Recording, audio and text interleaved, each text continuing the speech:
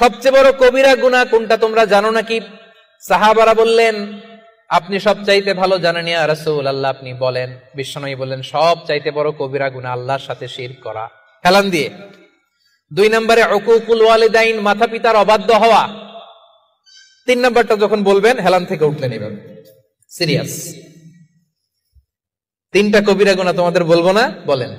2টা বলছে হেলান দিয়ে, একটা হচ্ছে আল্লাহর সাথে শিরক করা, 2 নম্বর হচ্ছে মাতা পিতার অবাধ্য হওয়া। 3 নম্বরটা যখন বলবেন, ওয়াকানা মুত্তাকিয়ান, তিনি হেলান দেওয়া ছিলেন, ফাজালাসা, সিরিয়াস হয়ে বসলেন।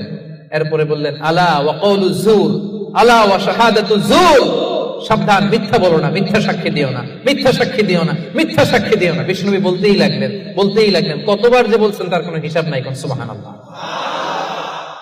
সিরিয়াস, খুবই সিরিয়াস। কারণ মিথ্যা সাক্ষী সমাজে বাতিলকে প্রতিষ্ঠিত করে, জালিমকে প্রতিষ্ঠিত